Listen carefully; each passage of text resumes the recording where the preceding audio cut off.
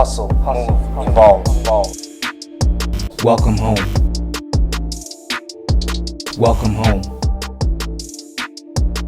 Welcome home. Welcome home. Do you ever feel like just quitting? Like, just forget it. It's not worth it. Like, or does it ever? I don't know. It's hard, right? So like, what's your thoughts? Like, I think that when I think about entrepreneurship and business, it's the best description I could think of is a roller coaster. mm-hmm. It's an up and down. It's good, it's bad. There's just an emotional roller coaster that you're on every single day. And you have to decide, are you going back on? And as an entrepreneur, usually the answer is yes. What is it about the roller coaster that keeps you lining up time after time? Wow. I think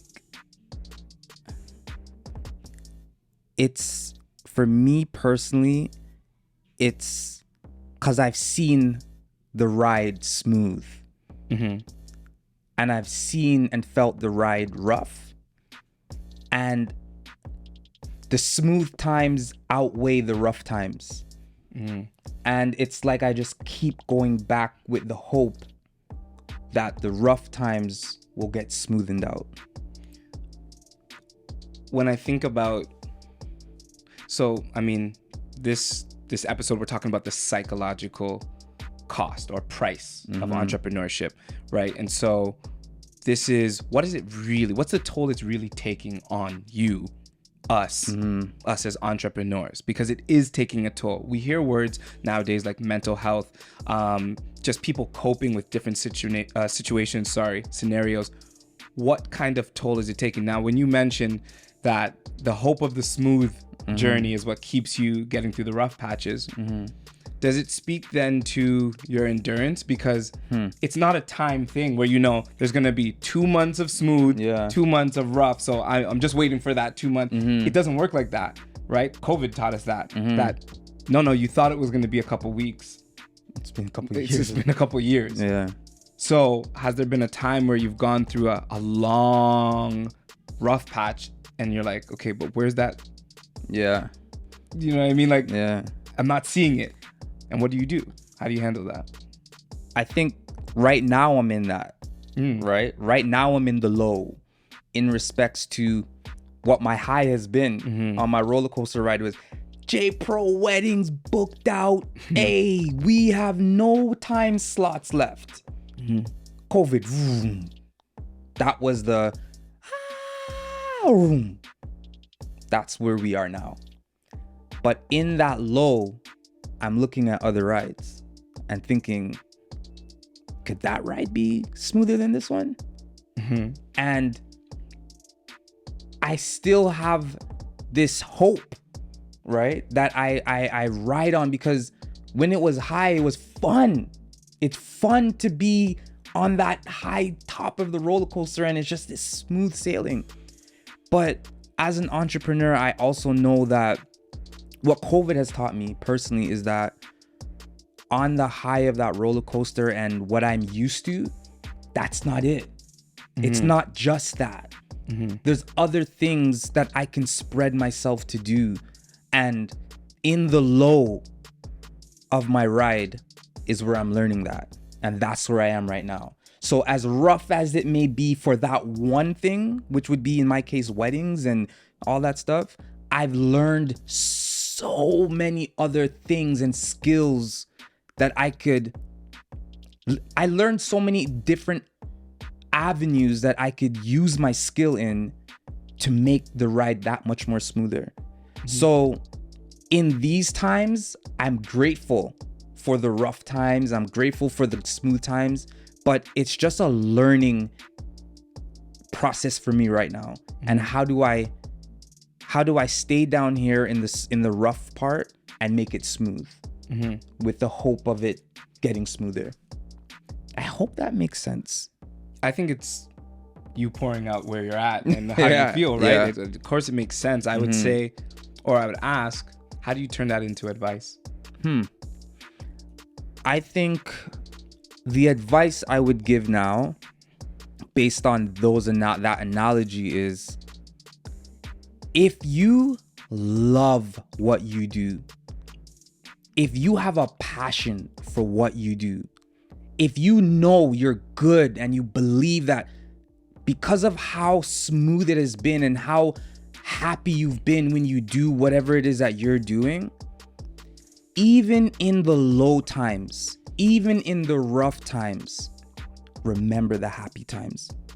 Remember those smooth sailing times and allow that to overtake you when you're feeling low.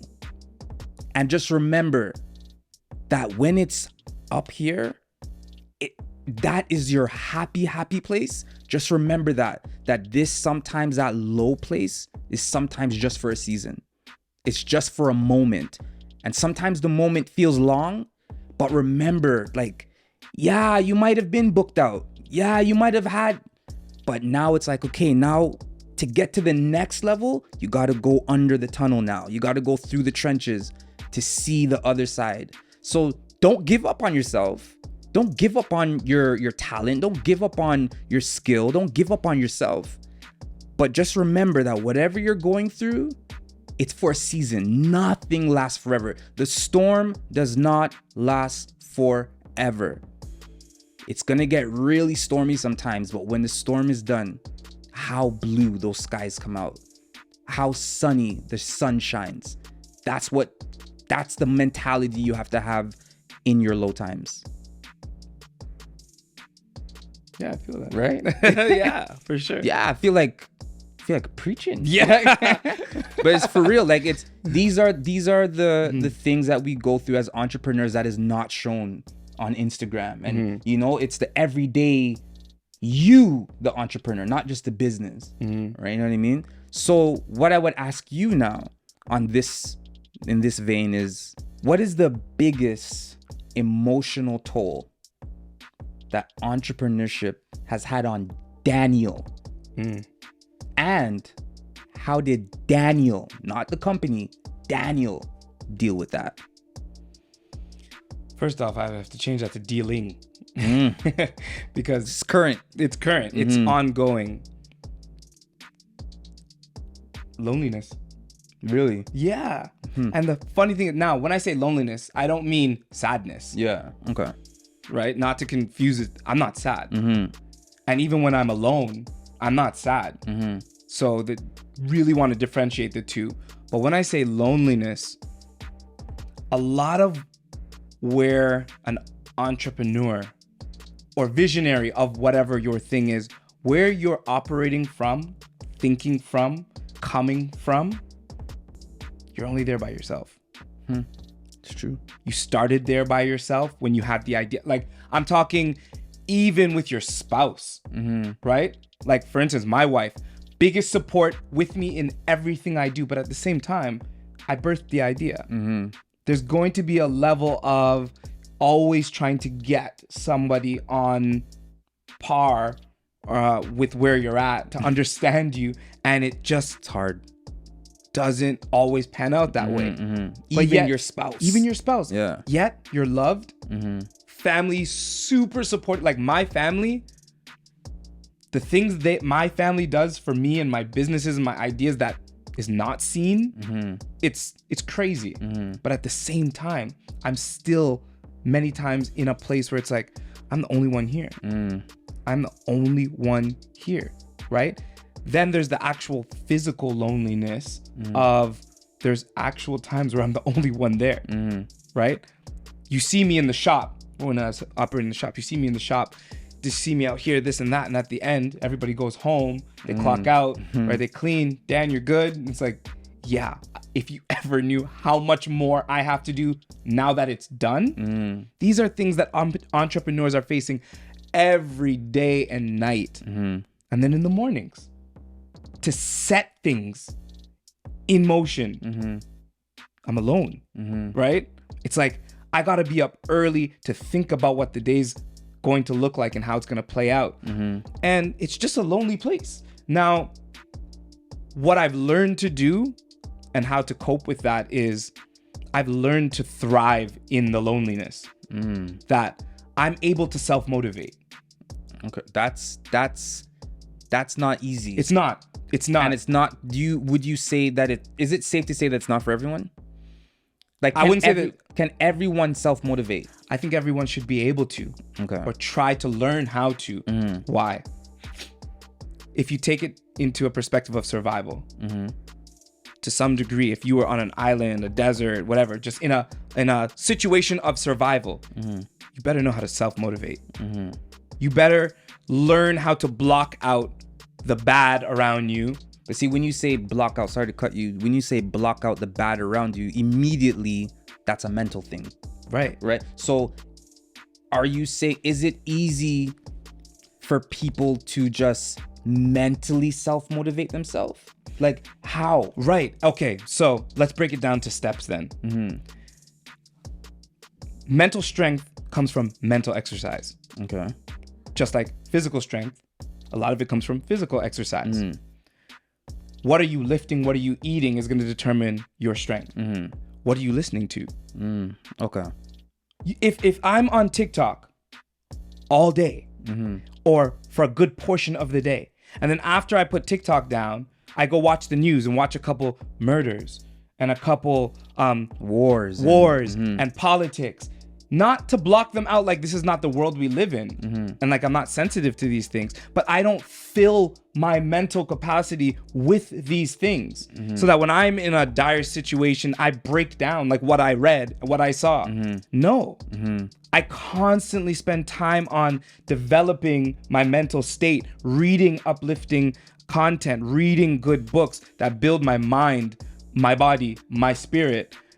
Because I spend time there, right? My car is a moving classroom, mobile classroom.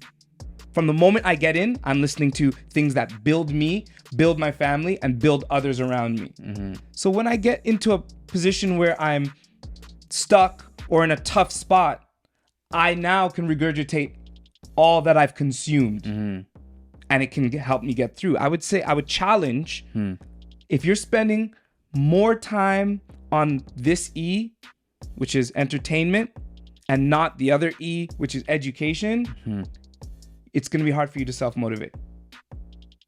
That's deep. It's a deep, deep place, right? To actually sit there in a spot where you know this is tough. Yeah. This is tough. And then find that thing. You know, people say like, what makes you tick? Yeah. Right? Where do you even get the tick from? Right? You got to think back to a book. You got to think back to something someone said. You got to think back to a time, something that lifted you up, not broke you down, right? And if you can't pull on those experiences, moments, content to help you in those situations, you're not going to be able to self-motivate. Now, flipping back, when I am alone in this entrepreneurial world doing my thing, I self-motivate myself. Like, Dan, this is where it happens, bro. These are the conversations, the internal conversations. Like, this is where it happens, Dan. Look around you. Nobody's there. Look outside. It's dark. And it's like morning dark. This is where it happens, Dan. Or late at night. And you look at the kids, right? All right. This is where it happens, bro. Wow. Do you think, and I know we're going to kind of wrap it up here, but maybe we could both give our take on this. Imposter syndrome, like we're talking about the price, the psychological price of entrepreneurship. Do you believe that imposter syndrome is real? Well, I know it's real. Is it a good thing or a bad thing? The fake it till you make it in entrepreneurship. What's your take on it? 100% is real. Have I experienced it? No. I don't think that I've experienced it because the fake it till you make it thing has never been my thing. I know people do that, but now have I had a vision for myself and operated in manifesting that vision, yeah. There's just don't call it fake. Yeah, I don't think it's fake, right? So to say imposter, that is saying it is not real and you're fake and you are an imposter, right? When you think imposter, that's that you are not who you're saying you are. But now, if you have steps and a plan to get to this certain destination and you act in that plan, you are acting out your plan, even if you're not fully there yet, that's not an imposter. That's setting goals and achieving your goals until you get to where you really want to be. That's called planning. That's not imposter, that's planning. So I think it goes back to the mental state of the individual. If you feel that you're being fake while trying to achieve your goals and trying to get to the destination that you want to be, that is on you now to make a decision like, is this really me? Is this how I need to get to that destination? Am I taking the taxi when I should be running? Or am I running when I should be jogging? Like, you gotta know for yourself. For me to get from point A to point B, these are the steps that I'm gonna need to take. This is what I'm gonna have to do. This is who I'm gonna have to talk to. This is who I'm not gonna have to talk to. But if you're doing the things that you know you shouldn't be doing and acting like everything is okay, you're an imposter. I feel that. All right, yourself? Yeah, I agree. I like the way you put it. That, all right, forget the whole term imposter. It's all about how you're going about it. 100%. Right? I think back to one of my stores, the decal that I had on the wall, it said, believe it to see it. 100%. Not the other way around. It's not see it to believe it. A lot of the times we talk about see it to believe it, see it to believe it. No, I don't see anything. Right. But I do believe something. 100%. And I believe that I'm going to see it. I take that approach. And so, yeah, I'm not an imposter. Right now, I just believe something and I'm kind of walking in a way that I believe is going to help me to see it. Right. And so, yeah, what I'm hoping that does or offers to you, the viewer, or you, the aspiring entrepreneur who you're at that networking event knowing you don't really have a viable business. You are saying things to your friends who think you're an entrepreneur, but you know when you go home, you don't really have tangible results or anything like that. Don't be down on yourself. Don't think like, I need to get a result so that I could really be that guy, that girl, that person. No, you just got to keep doing you. And if you have a plan that you have properly put together and you believe in this plan, you've done your research and you know that this is possible for you because you believe it is, keep pressing. Right. And get in that room, be in that room, right? Be in that conversation, lend your voice to that conversation because that's the only way it's eventually going to matter, right? And it's eventually going to be realized. You want to make sure that, again, I address the entrepreneur, whoever's listening to this and feels like that's kind of where I am right now. You just want to make sure that you're not impersonating, right? So when you get these opportunities to get motivated, make sure you're getting motivated and you're not impersonating somebody. So don't look at other people's success and think because you're not there that you're not successful. But you could look at their success and get motivated by them and implement what works for them and try to see what could work for you. So you want to make sure that you're actually being motivated and you're persevering and not impersonating. And why that's so important is because, and again, it goes back to the psychology, the price of entrepreneurship is, if you start to impersonate because you want the same success that you see somebody else have, or you want to be like that person, I always bring it back to this. If you want what I want, what I have, for instance, use me as an example. You're like, oh, Dan is whatever. I want exactly what he has. Do you also want what comes with that? Exactly. Do you want, because to be me, you need every single experience that made me who I am. So we have to walk back now, right? Same, if I want to be Elon Musk, do you want every single thing that he has that makes him who he is? So even the bad things that he has to deal with, cope with behind the scenes that you don't see, you don't know that. And because you don't know that, you shouldn't want that. I see people do amazing things. I'm like, ooh, I'm going to try and see how that works for me. But I don't want to be you. Yeah. Because I want to come home and see my kids. Right. The things that I have overcome, I'm happy that I've overcome them. I don't know if you could overcome them. And Who knows if I could overcome what you've overcome? Mm-hmm. I don't want to be you. That is a price I'm not willing to pay. Mm-hmm. Right? And so, wow. Guys, yeah. this is great. And we're just going to wrap it up with a quick quote. Quick quotes. Bang! Boom. On January 1st, you promised to take over the world and make this your year. How's that going? What a to know that it's November. That's crazy. This is like, and these are random, guys. So this is wow. Like, you know, for me, I'll bring it home. I had some personal goals that I had in January, and you know, like, it's November, and some of the goals I haven't reached. Just, this is the transparent episode. Some of those goals I have not reached, and am I upset about them? Very much so. But I know that's just, again, that's a part of the roller coaster, right? So that is a self question that you gotta answer. You gotta ask and answer yourself. And for me, it's, I've done a lot of the things that I wanted to do, which is great, but there's a lot that I still want to aspire to do. And I don't beat myself up about it. I just know, okay, you came short of these ones. Mm-hmm. But do I beat myself up? Absolutely not. I just know, okay, moving forward, whatever I didn't accomplish, how do I accomplish it moving forward for the next year, right? Mm-hmm. But setting goals from January, because that's what Dad taught us. Mm-hmm. What's in the account January?